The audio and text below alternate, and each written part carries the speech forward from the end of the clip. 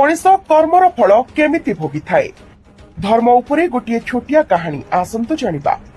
बंधुगण आज कर्मफल और धर्म उपरे गोटे छोट कहानी कहबू। बंधुगण कर्म और धर्म समस्तଙ୍କ ठारू उपरे। थरे गोटे लोक माछ धरुथिले। गोटे योद्धा आसी से लोकटी को मारपीट करी माछटी को नहीं गले। माछटी बंचिथिला से योद्धाଙ୍କ हाथ को कामुड़ी देला। से डाक्तरखाना गले और तार हाथ को बैंडेज कले। डाक्तर कहले एही घा केबे सुखिबो नाही, तेणु आपणक आंगुली को काटिबाको पड़िबो।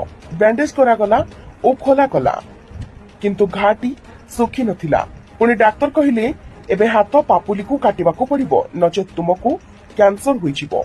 सेही योद्धाଙ୍କ हाथ पापुली को तेणु करी काटिबाको पड़िला। किछि दिन परे बैंडेज खोला गला एवं देखा गला घा सुखी नाही। डाक्तर कहले एबे हाथ कटाजिबो। शेष अवस्था को पहुंची जाइछि। योद्धा जनक कहले एबे कोन सामान्य घा पई हाथटी काटिबाको पड़िबो।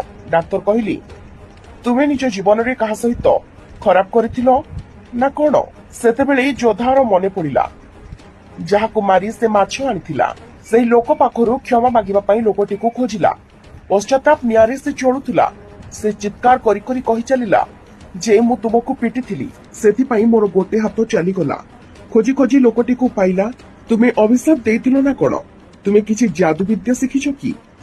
से लोकटी योद्धा को कहिला तुमे सेदिन मते मारपीट करी जीवा परे मो आकाश को अनेई कहिथिली हे भगवान से तार शक्ति देखैतिला, एबे तू तोर शक्ति देखा। बास एतिकी कहिथिली, भगवान तार शक्ति देखाई देले। तेबे दर्शक बंधु आपणको जदि केही कष्ट देउछि ताहाले भगवानଙ୍କ पाखकु दरखास्त दियंतु। भगवानଙ୍କ घरे डेरी होई पारि, किंतु अंधार नुहे, तेणु काहाकु केबे कष्ट दियंतु नाही। तेबे बंधुगण जदि आपण माननकु एही छोटिया कहानीटी भल लागिथिबो तेबे निहाती भाबरे वीडियो को लाइक करबा सहित शेयर मध्य कर दियंतु। एमिति नुआ नुआ पोस्ट पढिबा पई हम पेज को लाइक कर दियंतु। भक्तिरे थरे कमेंट बॉक्स रे निज इष्ट देवंकर नाम लिखि दियंतु। भगवानଙ୍କ कृपा प्रभुଙ୍କ कृपा हेले आपणଙ୍କ जीवनर सबु कष्ट दूर होइजिवो।